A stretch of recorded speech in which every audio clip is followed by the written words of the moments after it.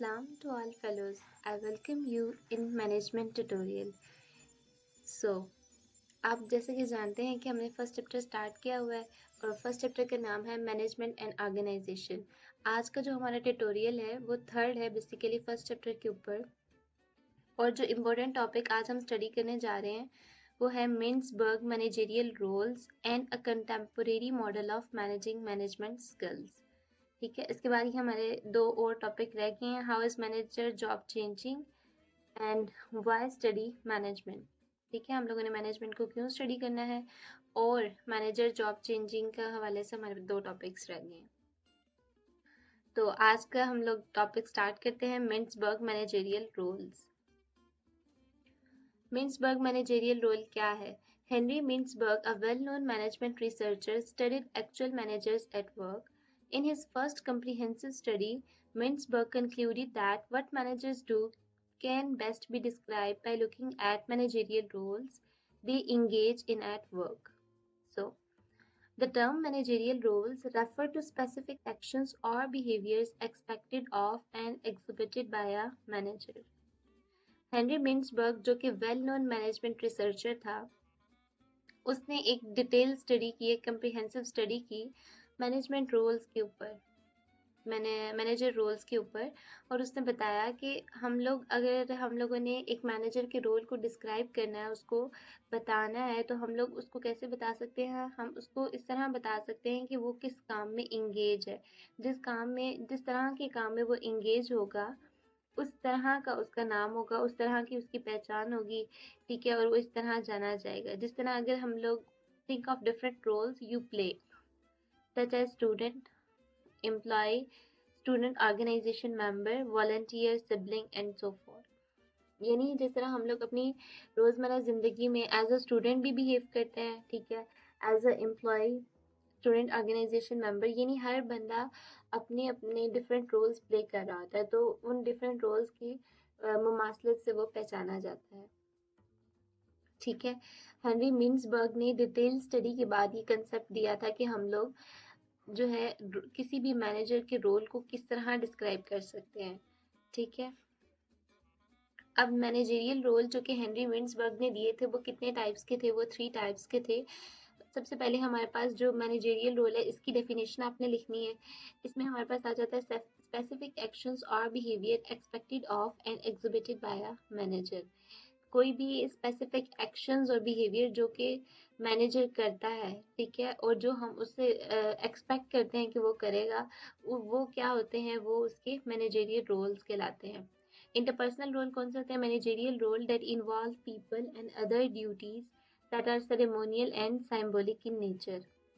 ठीक है, subordinates and person outside the organization। अब interpersonal role basically जब managers आपस में मीटिंग करते हैं एम्प्लॉय के साथ और आपस में एक दूसरे के ख्यालात का जो तबादला होता है, उससे हम लोग क्या करते हैं? एक अच्छा डिसीजन ले सकते हैं।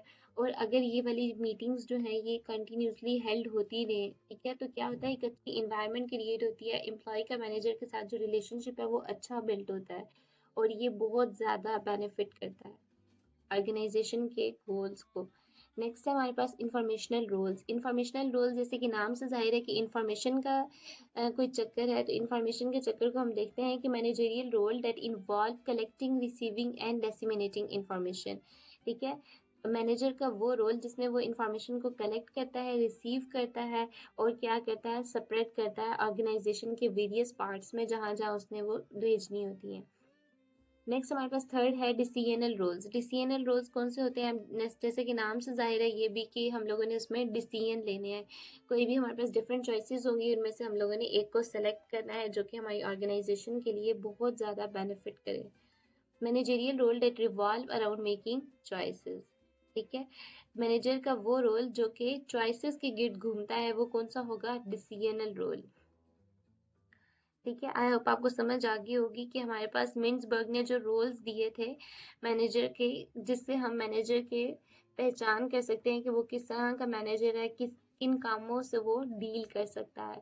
ठीक है, तो वो कितने टाइप्स के थे? वो 3 टाइप्स के हैं, interpersonal role, informational role and decisional role. Next हमारे पास आ जाती हैं इंटरपर्सनल रोल्स की टाइप्स।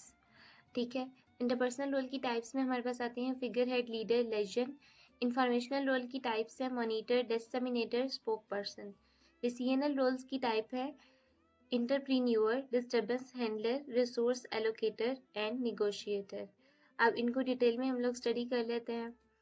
इंटरपर्सनल रोल हमारे पास कौन से होते हैं, ये हम लोगों ने पढ़ लिया है कि जो भी मीटिंग्स हेल्ड होती हैं जिसमें मैनेजर एम्प्लॉय के साथ बातचीत करता है, डायरेक्ट राब्ता होता है, ठीक है, और आपस में एक दूसरे के जो होते हैं ख्यालात का तबादला होता है, और क्या होता है कि एक अच्छा डिसीजन लेने में हेल्प आउट करते हैं, और इंटरपर्सनल रोल ये होते हैं। अब इसकी जो टाइप्स है उनमें हमारे पास सबसे पहले फिगर हेड आता है। फिगर हेड क्या काम करता है, required to perform a number of duties of legal nature, ठीक है। हमारी कंपनी के जो भी सेमिनार्स होते हैं, ठीक है, कोई भी दूसरी चीज़ें आगे हमारे पास मीटिंग्स, बोर्ड मीटिंग्स आ जाती हैं, ठीक है, उनका उनमें जाना, ठीक है, और वो क्या करता है अपनी कंपनी को जाके उनमें रिप्रेजेंट करता है, और एक अच्छा जो है वो बिल्ड करता है कि हमारी कंपनी जो है इस तरह के काम करती है, और एक अच्छा मतलब इम्प्रेशन क्रिएट करता है। लीडर क्या काम करता है, लीडर की रिस्पॉन्सिबिलिटी होती है responsibility of motivation and direction, very easy and simple.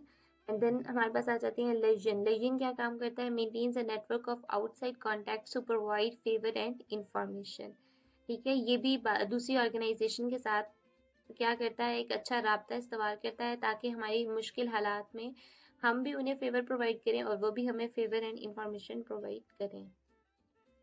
Next है हमारे पास इंफॉर्मेशनल रोल। इंफॉर्मेशनल रोल की भी 3 टाइप्स हैं, monitor, disseminator and spoke person. Information role में हम लोगों ने क्या स्टडी किया है कि हम लोगों ने पूरी ऑर्गेनाइजेशन के अंदर इंफॉर्मेशन को कलेक्ट करना है, रिसीव करना है और डिसमिनेट करना है। मॉनिटर में हमारे पास क्या काम है, जिस तरह मॉनिटर नाम से जाहिर है कि किसी भी चीज़ को मॉनिटर करना है, देखना, जांचना। Receives a wide variety of information, serve as nerve centre of internal and external information of the organisation. ये हमारे पास क्या काम करता है कि एक नर्व, सेंटर ऑफ नर्व की तरह काम करता है, nerve as centre of internal and external information of the organisation. Organisation के जो अंदरूनी और बैरूनी सारे मामलात होते हैं उसमें वो एक नर्व का किरदार अदा करता है, ठीक है। ये क्या कहता है, कोई भी मेल वगैरह हमारी ऑर्गेनाइजेशन के पास अगर आई है तो उसकी तरह उससे किस तरह डील करना है, ठीक है, यानी मेल हैंडलिंग का काम आ जाएगा फॉर एग्जांपल, और इस तरह के सारे काम होंगे, उसको मॉनिटर करना है और उसको स्प्रेड करना है और बताना है। वाइड वैरायटी ऑफ इंफॉर्मेशन होगी इसके अंदर। डिसमिनेटर में हमारे पास आ जाते हैं transmits information received from outside in the organisation, ये भी सिंपल सी है। स्पोक पर्सन हमारे पास क्या काम करते हैं, transmit information to outsider on organisation, plan, policies, actions, result, serve as expert of organisation industry. इसमें हमारे पास आ जाते हैं जो भी हमारी बोर्ड की मीटिंग होती है उसमें हमारी ऑर्गेनाइजेशन का कोई बंदा जाता है तो वो हमारी ऑर्गेनाइजेशन के प्लान्स, पॉलिसीज, एक्शंस और रिजल्ट्स वगैरह को डिस्कस करता है, बताता है, और जो है वो एक अच्छा इंप्रेशन क्रिएट करने की कोशिश करता है। Serve as an expert of organisations industry.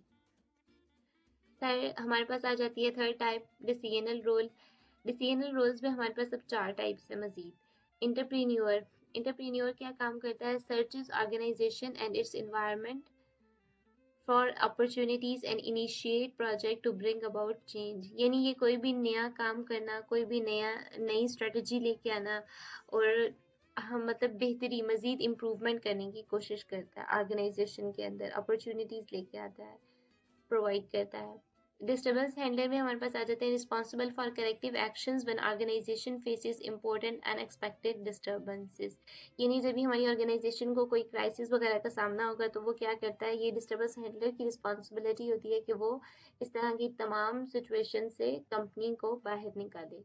Resource allocator, नाम से जाहिर है कि रिसोर्सेज प्रोवाइड करना, making and improving approving significant organisational decisions, यानी बजट वगैरह के जो काम होंगे वो इसके अंदर आ जाते हैं। Negotiator, responsible for representing the organization at major negotiations, ये हमारे पास जो लेन देन के सारे मामला आ जाते हैं, निगोशिएटर बेसिकली वो काम करता है, और इसके अंदर जिस तरह कॉन्ट्रैक्ट वगैरह साइन करने होते हैं तो वो निगोशिएटर के अंदर आ जाते हैं।